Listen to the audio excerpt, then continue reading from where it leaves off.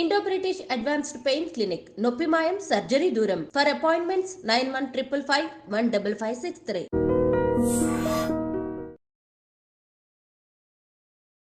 అందరికీ నమస్కారం. నేను Swaroopa Potlapalli. Welcome to I dream. Transgenders పెళ్లిళ్ల మీద ఇప్పుడు ఒక పెద్ద చర్చ జరుగుతుంది. నంద్యాలలో తమ కొడుకు ఒక హిజ్రాతో క్లోజ్ రిలేషన్లో ఉంటున్నాడు, ఆమెను ఇష్టపడుతున్నాడు అనే దాంతో పరువు పోయిందనే బాధతో ఓ తల్లిదండ్రులు ఆత్మహత్య చేసుకున్నారు. ఈ మధ్య కాలంలో ఒక ట్రాన్స్ విమెన్, ఒక ట్రాన్స్ మ్యాన్ పెళ్లి చేసుకున్నారు. ఇంకొక వైపు చూస్తే ఇంటర్వ్యూలు ఇస్తూ ఎంతో మందికి ఇన్స్పిరేషన్గా ఉన్న అంకితా రాజ్ జంట కూడా విడిపోయింది. అసలు ట్రాన్స్జెండర్స్ పెళ్లి చేసుకోవచ్చా? ఒకవేళ చేసుకుంటే ఎవరిని చేసుకోవాలి? వారికి ఉండాల్సిన అర్హతలేంటి? ఇలా దీని మీద కూడా ఇప్పుడు పెద్ద డిస్కషన్ నడుస్తోంది. ప్రస్తుతం నాతో పాటు ట్రాన్స్జెండర్స్ రైట్స్ యాక్టివిస్ట్ రచన ముద్రబోయిన ఉన్నారు. ఆవిడతో మాట్లాడదాం. నమస్తే రచన. Happy new year. చూసాం కదా, నంద్యాలలో ఒక అబ్బాయి తమ కొడుకు ముఖ్యంగా హిజ్రాని ప్రేమించాడు అని చెప్పి ఇంకొంతమంది హిజ్రాలు వెళ్ళి కూడా వాళ్ళ ఇంటి మీద కొంత గొడవ చేశారంట. దాంతో భరించలేక ఓ తల్లిదండ్రులు ఆత్మహత్య చేసుకున్నారు. ఇప్పటికే హిజ్రాలు ట్రాన్స్జెండర్స్ మీద చాలా నెగిటివిటీ ఉంది. ఇలాంటివి ఇంకాస్త పెంచుతున్నాయి కదా, అసలు ఎందుకు జరిగిందంటారు ఈ ఇన్సిడెంట్? అంటే ఫ్యాక్ట్స్లోకి వెళ్తే అంటే ఇది చాలా బాధాకరమైన విషయం. ఫస్ట్ ఆఫ్ ఆల్ ఆ అబ్బాయి ఎవరైతే ఉన్నారో వాళ్ళ తల్లిదండ్రులు ఇలా చేసుకోవటం అనేది ఇది చాలా దిగ్భ్రాంతిని గురి చేసింది మమ్మల్ని ఒకటిను, ప్లస్ చాలా శోకంలోకి నెట్టివేసింది కూడా. ఎందుకంటే దిగ్భ్రాంతి ఎందుకనంటే ఇప్పుడు దాకా మేము ఓన్లీ ట్రాన్స్ మహిళలు ఎవరైతే ఉన్నారు, ట్రాన్స్జెండర్ వ్యక్తులు, వాళ్ళు సూసైడ్స్ చేసుకోవటం కంటిన్యూస్గా చూస్తూ వచ్చాము కోవిడ్ తర్వాత కూడా. బట్ ఇప్పుడు ఆ తర్వాత కొంతమంది పార్ట్నర్స్ అంటే ట్రాన్స్ మహిళల యొక్క పార్ట్నర్స్ సూసైడ్స్ చేసుకోవడం చూసాం. ఇప్పుడు తల్లిదండ్రులు కూడా సూసైడ్స్ చేసుకుంటున్నారు అని అంటే అదొక ఆశ్చర్యకరమైన విషయం. ఏంటంటే ఎందుకు అసలు ఇలా జరుగుతుంది కమ్యూనిటీలో, మా కమ్యూనిటీకి సంబంధించి. అది కాక ఇప్పుడు రెండోది తీవ్ర మనస్తాపం పెట్టే విషయం ఏంటంటే తల్లిదండ్రులు పోగొట్టుకోవడం. అంటే ఈ అబ్బాయి పాపం ఇప్పుడు అంటే ఒక అనాథలాగా అయిపోయారు. ఇలా తల్లిదండ్రులు లేకపోవటం అనేది మేము అంటే అనాదిగా మా ట్రాన్స్ మహిళలు ఎవరైతే ఉన్నారో అది అనాదిగా చవి చూస్తూనే ఉన్నారు కదా. మమ్మల్ని ఇళ్ళలోంచి వెళ్ళగొట్టినప్పుడు ఆ తల్లిదండ్రుల ప్రేమ అది ఏవి దొరకక, అక్క తమ్ముళ్ళు అన్న చెల్లలేక రోడ్డు మీదకి వచ్చి అది ఏంటో ఆ వెలితి ఏంటో మాకు తెలుసు, ఆ బాధ ఏంటో మాకు తెలుసు. అలాంటి పరిస్థితులు ఇప్పుడు ఈ అబ్బాయి ఉన్నందుకు చాలా బాధపడుతున్నాం. రెండోది ఏంటంటే ఫ్యాక్ట్స్లోకి వెళితే ఈ కేసులో ఈ అబ్బాయి ఇష్టపడ్డాడు, బీటెక్ చదవలేక డిస్కంటిన్యూ చేశాడు, ఆటో నడుపుతున్నాడు. ఈ అమ్మాయి పరిచయం అయింది, ఈ అమ్మాయితోటి రిలేషన్షిప్స్లో ఉండాలనుకున్నాడు. ఆ తర్వాత తల్లిదండ్రులకి ఇష్టం లేదు, తల్లిదండ్రులు చిన్న వ్యాపారం చేసుకుంటున్నారు, టెంకాయల వ్యాపారం. ఆ అబ్బాయిని 2 నెలల వరకు ఒక హౌస్ అరెస్ట్ చేసినట్టు ఆ అబ్బాయి పోలీస్ స్టేషన్కి ఫోన్ చేసి చెప్పినట్టు తెలుస్తుంది వివరాల్లోకి వెళితే. అయితే ఆ తర్వాత ఆ పోలీసుల జోక్యంతో బయటకు వచ్చి పెద్దలందరూ కూర్చొని పరిష్కరించుకునే విధానంలో ఒక విషయం తెలిసింది ఏంటంటే 30,000 ఏదైతే ఉందో ఈ ట్రాన్స్ మహిళ ఆయనకి ఇచ్చినట్టు తెలిసింది. దానికి సంబంధించి వాళ్ళ ఇంటికి వెళ్ళటము, ఆ ట్రాన్స్ మహిళల హిజ్రా గ్రూప్ ఏదైతే ఉందో దాని గురించి అడగటము, వాళ్ళు ఇవ్వటము, ఇదంతా జరిగింది. ఈ ప్రాసెస్లోనే మళ్ళీ పిల్లాడు బయటకు వచ్చాక మళ్ళీ ఇంకొకసారి ఇంటికి వెళ్తే తల్లిదండ్రులు బెదిరించడం జరిగింది. ఏంటినంటే ఈ పెళ్ళి కుదరదు, ఈ పెళ్ళి చేసుకోకూడదు, ఆ మహిళని వదిలిపెట్టి ట్రాన్స్ మహిళని మా దగ్గరికి వచ్చాయి అన్నప్పుడు కుదరదంటే కుదరదు, నేను ఆమెనే పెళ్లి చేసుకుంటాను, ఆమెనే వివాహం చేసుకుని ఆమెతోనే ఉంటాను అని చెప్పి మళ్ళీ బయటకు వస్తే ఆ తల్లిదండ్రులు బెదిరించడం జరిగింది. అలా కనుక చేసినట్టయితే నువ్వు మమ్మల్ని కోల్పోతామని. కానీ కోల్పోతామని అన్నారు కానీ బట్ ఆత్మహత్య చేసుకుంటామని అనలేదు. బట్ తీరా చూస్తే ఈ ఆత్మహత్య జరిగిందనమాట. ఇది ఫ్యాక్ట్స్ యాక్చువల్గా. సో ఇదొక పరువుకు సంబంధించిన హత్యలాగానే ఉంది. ఎందుకంటే ఎందుకు పరువు సంబంధించిన అంటున్నానంటే ఇప్పుడు ఇంటర్ కాస్ట్ మ్యారేజ్ చేసుకున్నప్పుడు ఏదైతే పరువు పోతుందో, పెద్ద కులం వాళ్ళు తక్కువ కులాలను చేసుకోవటం, కొన్ని ఒక తరంలో మనం చూసాము, అక్కడ హత్యలు చూసాము, ఆత్మహత్యలు చూసాము. అలాంటిదే సేమ్ ఇలాంటి పరువు హత్యలు అంటే ఆత్మహత్య, ఇది ఒక పరువుకు సంబంధించిన ఆత్మహత్యలాగానే మేము దీన్ని చూస్తున్నాము. అంటే వాళ్ళ మీద ఏం చెడ్డ పేరు వస్తుందో వాళ్ళ కులానికి కానీ, వంశానికి కానీ, వాళ్ళ ఫ్యామిలీకి కానీ, అందుకని వాళ్ళు ఆత్మహత్య చేసుకున్నారని మాకు తెలుస్తూ ఉంది కారణం. రచన, అసలు మీరు ఒక మగ వ్యక్తిగా పుట్టి ఆడ వ్యక్తిగా మారేటప్పుడు మీ కుటుంబ సభ్యులు, మీ ఫ్యామిలీ మెంబర్స్, మీ రిలేటివ్సే ఒప్పుకోరు. అలాంటిది మీరు ఇలాగా వేరే జెండర్లోకి మారిన తర్వాత ఒక సామాన్య వ్యక్తి మిమ్మల్ని భార్యగా లేదంటే భర్తగా స్వీకరించడానికి వాళ్ళ కుటుంబం ఎలా ఒప్పుకుంటుంది అంటారు? ఇంకొకటి ఏంటంటే ముఖ్యంగా మీతో వారసులు, నెక్స్ట్ జనరేషన్ అనేది ఉండదు. ముఖ్యంగా మిగతా వాళ్ళ నుంచి కూడా కొంత అవమానాలు లాంటివి ఎదుర్కోవాల్సి వస్తుందని భయపడుతూ ఉంటారు కదా. మరి మీరు ఎందుకు ఇలాగా ముందుకు వెళ్ళడానికి ధైర్యం చూపిస్తూ ఉంటారు పెళ్లిళ్ళ విషయంలో? మీరు ధైర్యంగా ప్రశ్నించండి, నేనేమనుకోను. మీరు ప్రశ్నించడానికి కూడా ముందు కొంచెం మీరు బాధపడతారేమో. ఇవన్నీ ఎవరివైనా, మీవైనా మావైనా మనసులే ఫీలింగ్స్ అందరికీ ఉంటాయి కదా. Thank you. అంటే మనకున్న ఈ సంబంధంలో ఇంత సెన్సిటివిటీ మీరు తెచ్చుకున్నందుకు చాలా థ్యాంక్ యూ స్వరూప గారు. ఒకటి చెప్తాను ఏంటి అంటే, ఇవన్నీ మాటల్లో కూడా ఒక మాటని అసలు మీరు అంటే రాలేదు మన సంభాషణలో, అది ప్రేమ యాక్చువల్లీ. సో ప్రేమ అనేది ఇద్దరు వ్యక్తుల మధ్య జరిగే ఒక అనిర్వచనమైన ఒక స్పందన అనమాట. దానికి జెండర్తో కానీ, కులంతో కానీ, మతంతో కానీ, ప్రాంతంతో కానీ, దేనితో కూడా సంబంధం లేదు. అన్నిటికీ అతీతమైనది ప్రేమ. సో ఇద్దరు వ్యక్తులు వచ్చి కలుసుకున్నప్పుడు, కలిసి జీవించాలనుకున్నప్పుడు, నీకు నేను, నాకు నువ్వు ఉండాలనుకున్నప్పుడు, ఏది కూడా ఎలాంటి బ్యాక్గ్రౌండ్ కూడా వాళ్ళిద్దరి మధ్య రాదు, ఆపదు యాక్చువల్గా. ఇవన్నీ రిలేషన్స్ అలా జరిగినవే. ఇప్పుడు నేనైతే ఏదైతే చెప్పానో, కులాంతర వివాహాలు కానీ, మతాంతర వివాహాలు కానీ, జెండర్ని దాటి ఏదైతే వివాహాలు జరుగుతున్నాయో ట్రాన్స్ వ్యక్తులు, మీరు అంటున్నారు కదా, చిన్నప్పుడే తల్లిదండ్రులు పోగొట్టుకొని మళ్ళీ మనకి ఇంటికి వెళ్ళలే, మనం పిల్లవర్లే అని ఏదో ఒకటి అలవాటు చేసుకొని బయటకు వచ్చి మా అంతటా మేము బతుకుతుంటే, ఏ ఉద్యోగాలు లేక, చదువులు లేక, అడుక్కొని ఒళ్ళమ్ముకొని బతుకునే అలాంటి పరిస్థితుల్లో, బట్ కానీ స్టిల్ అలా చేస్తున్నా కూడా ఆ ఆప్యాయత కోసము ఎన్నో డబ్బులు, మేము సంపాదించిన డబ్బులు, కూడబెట్టిన డబ్బులు ఇంటికి పంపించుకునే వాళ్ళు చాలామంది ఉన్నారు మా దాంట్లో. అక్క పెళ్ళి కోసం, చెల్లెల పెళ్ళి కోసం, అన్నతమ్ముల చదువుల కోసము, అమ్మ నాన్నల ఆరోగ్యం కోసము పంపిన పైసలన్నీ, కూడబెట్టిన పైసలన్నీ ఇచ్చేవాళ్ళు. నా జీవితం అయిపోయింది, నేను ట్రాన్స్ అయిపోయాను, రోడ్డు మీదకి వచ్చేసాను, ఇంకా నాకు ఏమైనా పర్వాలేదు, బట్ కానీ నా ఫ్యామిలీ గురించి నేను పాటుపడాలని ఎంతోమంది అహర్వతలు వాళ్ళు సంపాదించిన డబ్బులన్నీ వాళ్ళు ఇంటికి పంపుకుంటారు. అలాంటి ఒక అనిర్వచనమైన అంటే ఎక్స్ప్రెస్ చేయలేని ఒక రిలేషన్షిప్స్ని మెయింటైన్ చేస్తాం మేము ట్రాన్స్ మహిళలు ముఖ్యంగా. అలా ఆ ప్రాసెస్లో కొంతమంది ఎవరైతే వస్తున్నారో కలిసి జీవించాలని, మాకు ఈ బాధలలో వాళ్ళతో ఉండాలని లేదు, బట్ మా జీవితంలో ప్రేమే లేదని మేము డిసైడ్ అయిపోయాం యాక్చువల్గా. కానీ బట్ స్టిల్ వాళ్ళు వస్తున్నారు మా జీవితాల్లోకి. వచ్చి లేదు, వాళ్ళు కూడా ఏదో కోల్పోయిన వాళ్ళే, వాళ్ళు కూడా ప్రేమ దొరకని వాళ్ళే.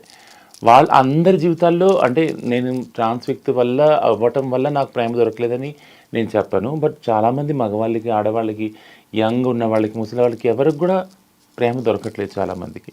సో ఈ ప్రాసెస్లో ఎవరికైతే ప్రేమ దొరకలేదో వాళ్ళతో తారసపడటం, ప్రేమించుకోవటం, కలిసి జీవించడం, పెళ్లి చేసుకోవటం అనేది జరుగుతూ ఉంది.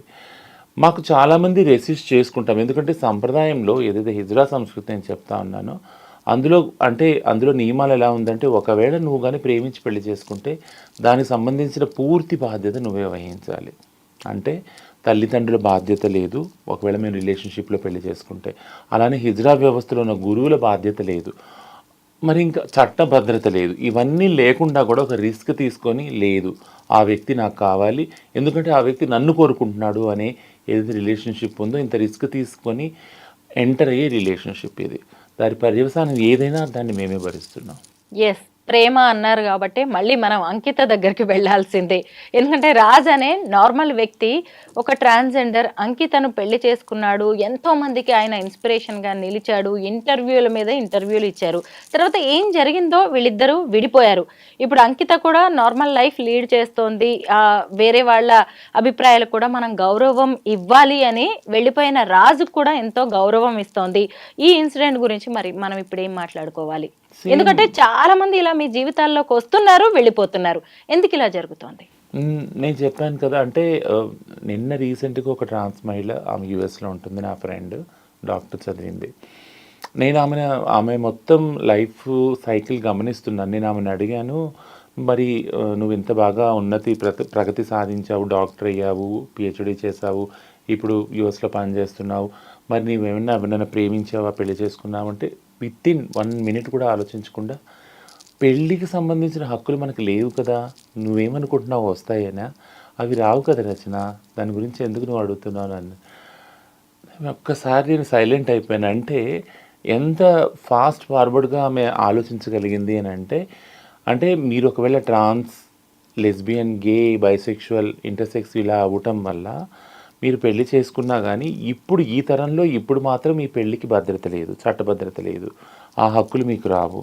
రిలేషన్షిప్స్లో ఉన్నా దానికి భద్రత లేదు, ఆ హక్కులు రావని ఆమె డిసైడ్ అయిపోయింది యాక్చువల్గా.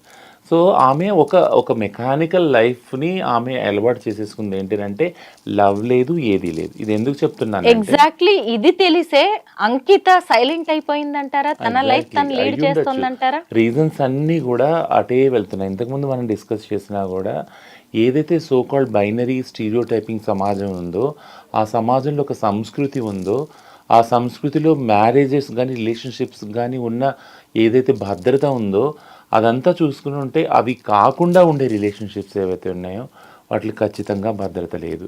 భద్రత లేకపోగా ఒకలాంటి ప్రెషర్ ఏముందంటే ఎప్పుడు ఈ రిలేషన్స్లో ఎందుకున్నారు మీరు, ఇవి చెడ్డవి, ఈ మనుషులు వ్యక్తులు మంచివారు కాదు, వీళ్ళ క్యారెక్టర్ లేదు, వీళ్ళ క్యారెక్టర్ లెస్, వాళ్ళు వీళ్ళతో ఉండకూడదు, వీళ్ళతో ఉండకుండా మీరు వచ్చేయండి అనే ఒక ఫోర్స్ అయితే ఉంది. అది నిరంతరం జరుగుతూనే ఉంది, దానికి అందరూ బలవుతూనే ఉన్నారు. అయితే ఇప్పుడు ట్రాన్స్ విమెన్, ట్రాన్స్ మ్యాన్ పెళ్లి చేసుకున్నారు రీసెంట్ గా, వాళ్ళు మీకు బాగా తెలిసిన వాళ్ళే, విమల్. అయితే అతను ఫస్ట్ అమ్మాయిగా పుట్టాడు, తర్వాత అబ్బాయి అయ్యాడు. ఆమె ఏమో అబ్బాయిగా పుట్టి అమ్మాయి అయింది, వాళ్ళిద్దరూ పెళ్లి చేసుకున్నారు. రచన ఎలా జరుగుతూ ఉంటాయి ఇలాంటివి? విమల్ విషయంలో ఏం జరిగిందో మీరు చెప్పండి.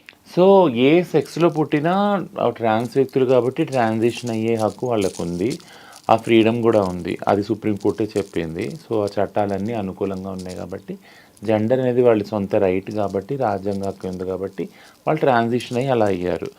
ఆ తర్వాత ఒకానొక టైంలో వాళ్ళిద్దరి మధ్య స్పందన కలిగి, లవ్ కలిగి రిలేషన్షిప్స్లో ఉన్నారు. రిలేషన్షిప్స్లో ఉన్నాక తర్వాత ఎంతో కాలం తర్వాత వాళ్ళు డిసైడ్ చేసుకుంది ఏంటంటే మనం పెళ్లి చేసుకోవాలని. అలా అయినదే మంచి ముహూర్తం చూసుకొని హిందూ సంప్రదాయ ప్రకారంగా వాళ్ళు పెళ్లి చేసుకున్నారు. బట్ థింగ్ ఏంటంటే ఇందులో 2 విషయాలు, అంటే సంప్రదాయం ఎలవ్ చేస్తుందా, ఆ ప్రకారంగా చేసుకుంటారంటే మనకి కొన్ని కేసెస్ ఏమున్నాయంటే హిందూ వధువులాగా ఒకవేళ ట్రాన్స్ మహిళ పెళ్లి చేసుకుంటే కనుక ఖచ్చితంగా ఆ పెళ్లికి చట్టభద్రత ఉండాలని ఒక తమిళనాడు హైకోర్టు జడ్జిమెంట్ ఒకటి ఉంది. సో ఈ పెళ్ళికి అలాంటి చట్టభద్రత వస్తుందని అనుకుందాం, ఓకేనా. ఇంకొకటి ఏంటంటే ఇది కాకుండా చట్టపరంగా కాకుండా రిలేషన్షిప్ పరంగా మనం ఆలోచించినట్లయితే నేను మీకు ఇంతకుముందు కూడా చెప్పాను, ట్రాన్స్ మహిళలు, ట్రాన్స్ పురుషులు పెళ్లి చేసుకోవచ్చు. ట్రాన్స్ పురుషులు ఎవరైతే ఉన్నారో వాళ్ళు సిస్ మహిళల్ని పెళ్లి చేసుకోవచ్చు, అలాంటివి కూడా చాలా ఉన్నాయి. అలాగే ట్రాన్స్ మహిళలు మామూలు పురుషులు ఎవరైతే ఉన్నారో సిస్ పురుషులు వాళ్ళని కూడా పెళ్లి చేసుకోవచ్చు. పురుషులు అంటే సిస్ అంటే ఎవరైతే ట్రాన్స్ కారు వాళ్ళని మామూలు పురుషులు, హెట్రోసెక్షువల్ పురుషులు అనమాట, వాళ్ళని పెళ్లి చేసుకునే మహిళలు, ట్రాన్స్ మహిళలు చాలామంది ఉన్నారు. సో ఈ రిలేషన్షిప్స్లో ఏమైనా కలగచ్చు. బట్ దీని అన్నిటికీ మూలం ఏమైందంటే ఇద్దరు వ్యక్తుల మధ్య కలిగే ఆ స్పందన, లవ్ ఏదైతే ఉందో అదే అట్రాక్షను ముఖ్య కారణమై ఉంది. అలాగే అఖిలేష్, కిరణ్ రాజ్ అనే వాళ్ళ పెళ్లి గురించి కూడా మీరు చెప్పాలి, నాకు పెద్దగా ఐడియా లేదు దీని గురించి. వీళ్ళు కూడా యాక్చువల్గా ట్రాన్స్ పురుషులే, బట్ సిస్ మహిళలతోటి, అంటే మామూలు మహిళలు ఎవరైతే ఉన్నారో వాళ్ళతోటి ప్రేమతోటి రిలేషన్షిప్లో పెళ్లి చేసుకున్న వాళ్ళిద్దరు కూడా. అంటే ఎలాగా వీళ్ళిద్దరు వేరు వ్యక్తుల్ని పెళ్లి చేసుకున్నారంటున్నారు? వేరు వ్యక్తుల్ని, వేరు మహిళల్ని పెళ్లి చేసుకున్నారు యాక్చువల్గా. ఓకే, వాళ్ళు ట్రాన్స్ పురుషులు, అలాగే మహిళల్ని పెళ్లి చేసుకున్నారు. అలాగా. ఇప్పుడు విమల్ స్టోరీకి వస్తే వాళ్ళిద్దరు ఎలాగో ట్రాన్స్ విమన్, ట్రాన్స్ మ్యాన్ కాబట్టి నెక్స్ట్ జనరేషన్ సొసైటీ ఏదో మనల్ని చూసి ఏదో అనుకుంటది, లేదంటే షేమ్ ఫీల్ అవ్వాలి అనే ఫీలింగ్స్ ఉండకపోవచ్చు. అవును, వీళ్ళు ఇద్దరు లాంగ్ రన్ లో కలిసి నడవచ్చు. ఒకటి ఏంటంటే పెళ్ళి పిల్లల కోసమే, పునరుత్పత్తి కోసమే అనే ఒక ఏదైతే ఆలోచన ఉందో సమాజంలో, దాన్ని ముఖ్యంగా ఛాలెంజ్ చేసేది LGBTQI సమూహాలు మాత్రమే. అది కాక అంటే మామూలు ఆడవాళ్ళు మగవాళ్ళు ఉండలేదా అంటే ఖచ్చితంగా ఉన్నారు కదా. సరోగసీ చట్టం ఏదైతే ఉందో, అడాప్షన్కి సంబంధించిన చట్టాన్నిలో మార్పులు ఏవైతే ఉన్నాయో ఇవన్నీ ఆ బ్యాక్గ్రౌండ్తో వచ్చినవే కదా. సో సమాజంలో పెళ్ళి చేసుకునేది ఏదైతే తంతుందో కేవలం పిల్లలు కనడానికి కోసం అనే దాన్ని ఒక అభిప్రాయాన్ని ఎన్నో రకాలుగా ఎన్నో జంటలు దాన్ని అంటే దాన్ని డిస్ప్రూవ్ చేస్తున్నాయి, యాక్చువల్గా డిస్క్వాలిఫై కూడా చేస్తూ ఉన్నాయి. పెళ్ళి అనేది ఇద్దరు వ్యక్తుల మధ్య జరిగే ఏదైతే లవ్ ఉందో, ప్రతిస్పందన ఉందో, ఒకరికొకరు జీవించాలి అనుకునే ఏదైతే రిలేషన్షిప్ ఉందో దాని బేస్ మీద ఉండాలి.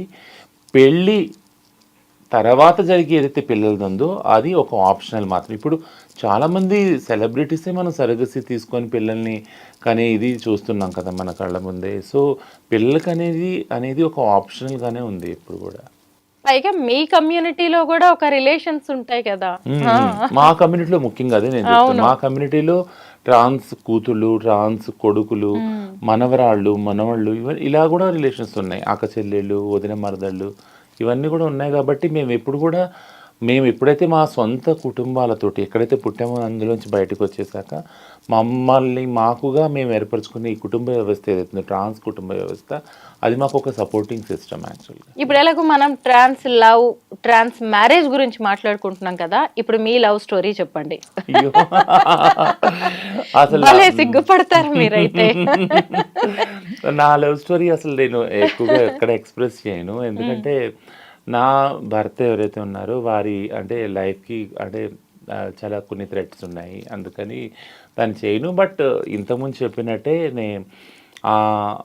నేను ఆయనతో అయితే ఆయన నన్ను అప్రోచ్ అయ్యారు, ఐ లవ్ యూ అని ఆయనే చెప్పాక నేను అంటే కొన్ని రోజులు ఆలోచించాను అసలు. అంటే ఎందుకంటే నాకు కమ్యూనిటీ పని చాలా ప్రయారిటీ నా లైఫ్లో.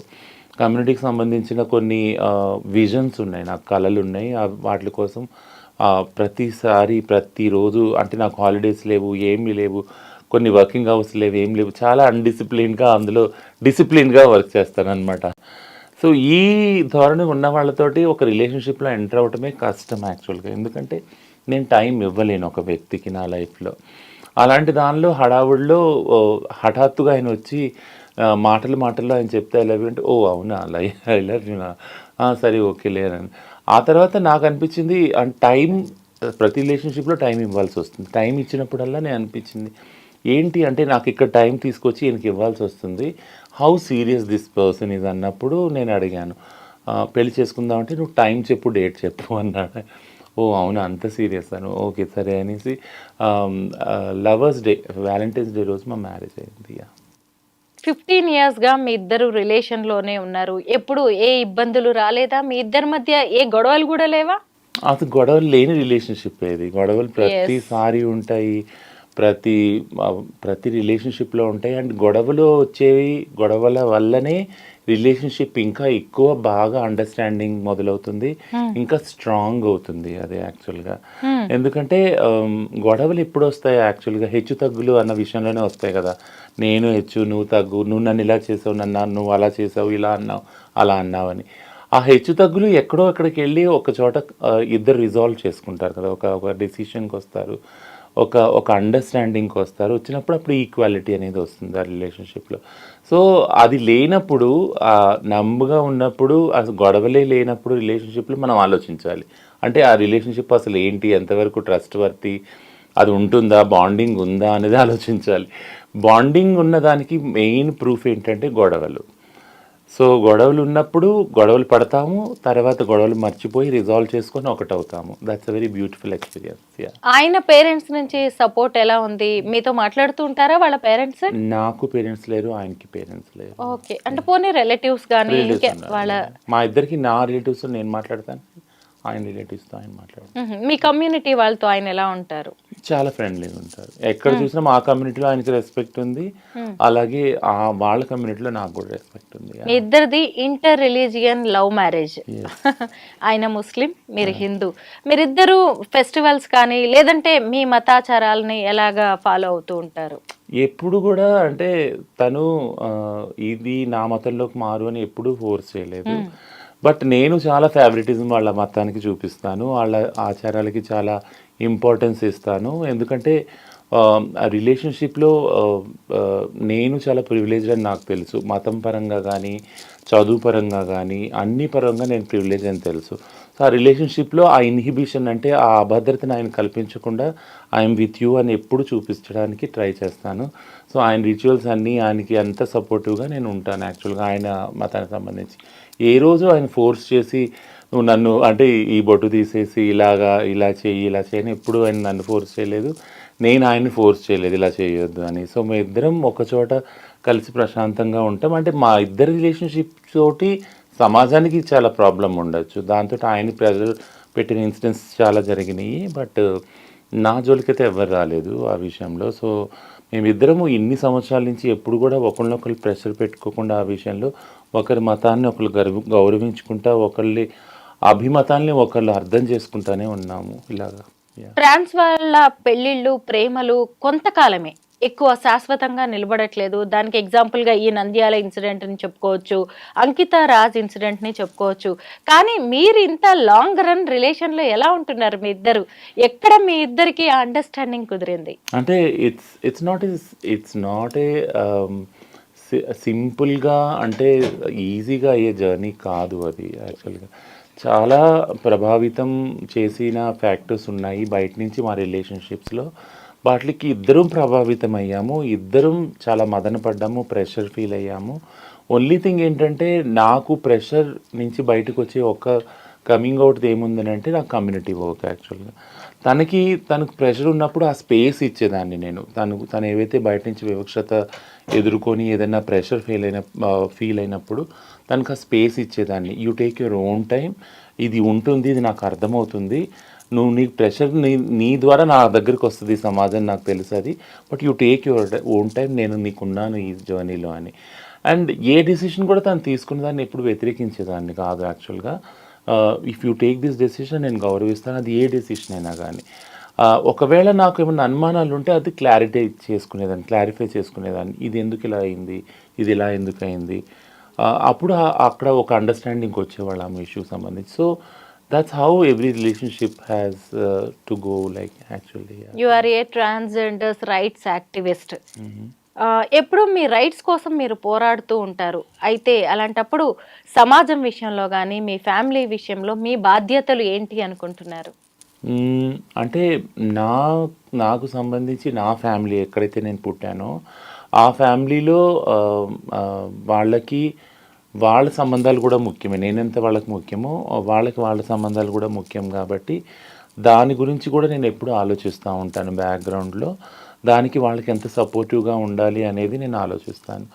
అట్లాగే నాతో సంబంధం ఉన్న ఎవరైతే వ్యక్తి ఉన్నారో అది నా భర్త కావచ్చు, లేదా నా కూతుళ్ళు కావచ్చు, లేదా నా మనవాళ్ళు ఎవరైనా ఒక ఫ్యామిలీ కదా, తమ్ముళ్ళు కావచ్చు, అన్నలు కావచ్చు, వాళ్ళ ఫ్యామిలీస్ గురించి కూడా నేను యాక్చువల్గా ఆలోచిస్తాను. యాక్చువల్గా అంటే ఎలాంటి హెల్ప్ కావాలన్నా, హెల్ప్ ప్రతిసారి ఫైనాన్షియల్ హెల్ప్ అవి ఉండదు, మాట పరంగా కావచ్చు, లేదా కౌన్సిలింగ్ పరంగా కావచ్చు, లేదా ఒక సాలిడారిటీ పరంగా కావచ్చు, అదంతా కూడా ఎక్స్టెండ్ చేయడానికి నేనున్న స్థానం నుంచి నేను ట్రై చేస్తాను. సో రిలేషన్షిప్స్ అనేవి ఒకళ్ళొకళ్ళు అండర్స్టాండింగ్ చేసుకొని ఒకే వేవ్ లెంత్లో ప్రేమతో, ఆప్యాయతో, అనురాగంతో మెదలవలసిన విషయాలు. ఎందుకంటే that's all on your mental health కదా. So mental health has a direct impact on your social health also. 2024 మీ ట్రాన్స్ కమ్యూనిటీ విషయంలో ఎలా గడిచింది? ముఖ్యంగా మీరు నేర్చుకున్న పాఠాలేంటి? మీరు మీ కమ్యూనిటీ విషయంలో ఇది మంచి జరిగింది, మేము ఈ విజయాలు సాధించాం, ఈ విషాదం మాకు మిగిల్చింది అని 2024 విషయంలో మీరు ఏం చెప్తారు? 2024 is a historical year for me. Great. చాలా అంటే ఎందుకంటున్నానంటే ముఖ్యంగా తెలంగాణ, మేము ఎక్కడి నుంచి అయితే మేము ట్రాన్స్ మూమెంట్గా ఎమర్జ్ అయ్యి మొత్తం దేశం విదేశాల వరకు మేము ఒక మూమెంట్ రూపంలో సంతరించుకొని వర్క్ చేయడం స్టార్ట్ చేసాము రైట్స్ గురించి. ఈ తెలంగాణలో ఈ క్లినిక్స్ రావటం, 33 జిల్లాల్లో కూడా హెల్త్ పరంగా ఆ ఫెసిలిటీస్ రావటము, 44 మంది ట్రాన్స్ వ్యక్తులకి ఉద్యోగాలు రావటము, ఇదంతా కూడా it's like historical year 2024. So policy కూడా ఒకటి ఫామ్ అవుతుంది, అది అవ్వటము, ఇవన్నీ చూసుకుంటే అంటే వీఆర్ బియాండ్ లైక్ వేరే స్టేట్స్ని చూసుకున్నా కానీ, అంటే వేరే స్టేట్స్కి వచ్చినాయి రాలేదని నేను అంటలేదు, బట్ ఒక ఆర్గానికల్గా ఎమర్జ్ అయ్యి వచ్చింది. అంటే ఒక సగటు ట్రాన్స్ వ్యక్తి రోడ్డు మీద ఉన్నవారు ఎవరైతే ఉన్నారో అడుక్కోవడం కానీ సెక్స్ వర్క్ చేసే కానీ వాళ్ళ అవసరాన్ని బట్టి ఈ నీడ్ని బట్టి ఇవి వచ్చినాయి. యాక్చువల్గా ఈ పాలసీ కూడా ఆ విధంగా రూపొందుతుంది, విచ్ ఈస్ వెరీ ఐడియల్. మొత్తం దేశంలోనే అది ideal. So thanks for all the political leaders and euphoria who have actually extended their help and support for this. అది ఇక విషాదానికి వస్తే నేను ఒకటే, నన్ను ఇప్పుడు కూడా కలిసివేసేది ఏంటంటే, ఇప్పుడు ఈ ఇంటర్వ్యూకి వచ్చేటప్పుడు కూడా నేను మీకు చెప్పాను సూసైడ్ ఏదైతే అవుతున్నాయో, ఒక సూసైడ్ అయింది ఈరోజు కూడా.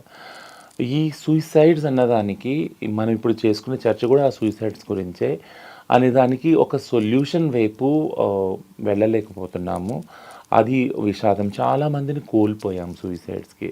అది చాలా బాధాకరమైన విషయము. అండ్ హోప్ఫుల్లీ వచ్చే సంవత్సరంలో దీనికి సంబంధించి ఏదో ఒక పాలసీ లెవెల్ డెసిషన్ కానీ మార్పు కానీ తేగలుగుతాము. ఆ దిశగా అడుగులు వేస్తాము, ఆ దిశగా పని చేస్తామని నేను అనుకుంటున్నాను. ఇంకా అది కాక ఇంకా సాధించవలసింది చాలా ఉన్నది. గృహాలు కానీ, పెన్షన్స్ కానీ, లేదా రేషన్ కార్డ్స్ కానీ, ఫ్రీ సర్జరీస్ కానీ. This a long journey. అదైతే చాలా పని చేయవలసి ఉంది, ప్లానింగ్ కూడా ఉంది. But 2024 is is a very loving year, and it's very memorable year, and also at the same time చాలా మందిని కోల్పోయాము. విషాదం ఉంది అండ్ ఒక హోప్ ఉంది 2025 బియాండ్కి ఇంకా బాగా పనిచేస్తామని. 2025కి న్యూ ఇయర్ రిజల్యూషన్ ఏంటి? మీ టార్గెట్ ఏమైనా ఉందా? ఫ్యూచర్ ప్లాన్స్ ఏమైనా వేసుకుంటున్నారా? ఈ ఏడాది ఖచ్చితంగా ఇలా ఉండాలి అని. నాతో అడుగుతున్నారు. మీది కావచ్చు, ట్రాన్స్ కమ్యూనిటీ కావచ్చు. సో ఒకటి ఏంటంటే బేబీ స్టెప్స్ ఇవి. ఏంటంటే 44 ఏదైతే ఉద్యోగాలు సాధించామో, 33 క్లినిక్స్ ఏదైతే సాధించామో, మీలాంటి వారి సాన్నిహిత్యంతో ఏదైతే వీడియోస్ చేస్తున్నామో, we want to go get in the society a good place and in the hearts of the people. మళ్ళీ చెప్తాను, అది ఏంటంటే ఈ ప్రయత్నాలు ఎంతో కష్టపడి ప్రయత్నించాక ఇవి వచ్చినాయి. ఈ 44 ఉద్యోగాలు కానీ లేదా క్లినిక్స్ కానీ ఇంకా కష్టపడి ప్రయత్నించి సమాజంలో ఏదైతే ద్వేషం ఉందో ట్రాన్స్జెండర్ కమ్యూనిటీ పట్ల, ఆ ద్వేషాన్ని మెల్లగా పక్క తొలగించి ఒక ప్రేమని కలిగించి, ఒక ఆప్యాయతని, మమతని, అనురాగాన్ని చిగుర్చించేలా చేయాలని ఇది పెద్ద ఆశ. ఇది అంటే అంతు చెక్కని ఆశ ఇది. బట్ ఇది సాధిస్తామని నేను అనుకుంటున్నాను. ఎందుకంటే ఇప్పుడు నేను మీతో చేసిన వీడియోస్లోనే చాలా మటుకు నేను వెళ్ళి రోజు మళ్ళీ రిపీట్గా చూసినప్పుడు నాకు అనిపించింది ప్రతి దానిలో ప్రేమ అనే పదాన్ని వాడామా లేదా అనేది. వెళ్ళిన ప్రతి చోట you won't believe. Thank you so much Swaroopa garu. వెళ్ళిన ప్రతి చోట కూడా నన్ను గుర్తుపట్టి సెల్ఫీలు తీసుకుంటుంటే నేను ఇంత ఫేమస్ ఒక్క రోజులో ఎలా అని అనిపించింది. అంత స్వరూప్ గారే ఎక్కువ మ్యాక్సిమం వీడియోస్ ఆమె చేశారు. Thank you so much. మొన్న you won't believe, Kadapa, Vontimitta అక్కడ ఇక్కడ వెళ్ళినప్పుడు కూడా నేను ప్రయాణించేటప్పుడు ఆపి రోడ్డు మధ్య ఆ రచన గారిని సెల్ఫీ తీసుకున్న ఇన్సిడెంట్స్ చాలా ఉంది. So that's the thing. నన్ను చూసి ఇంకా చాలా మంది వీడియోస్ చాలా పాజిటివ్ వేలో చేస్తూ ఉన్నారు ట్రాన్స్ వాళ్ళు, ఈవెన్ యూట్యూబ్ ఛానల్ వాళ్ళు. సో ఇట్లాంటి ఒక మంచి సహృద్భమైన సపోర్టివ్ ఎన్వైరన్మెంట్, ఒక మంచి స్థానం ప్రజల మనసులో నేను కోరుకునేది. దాని గురించి ప్రయత్నించాలని ఒక పెద్ద ప్లానింగ్. రియల్లీ ఇది నేను కూడా అబ్జర్వ్ చేశాను. అసలు సబ్స్క్రైబర్స్ అందరికీ, మన ఫాలోవర్స్కి నిజంగా థ్యాంక్స్ చెప్పాలి. అసలు రచనకి సంబంధించి ఏ వీడియో పెట్టినా ఒక్కసారి కూడా ఒక్క నెగిటివ్ కామెంట్ రాలేదు.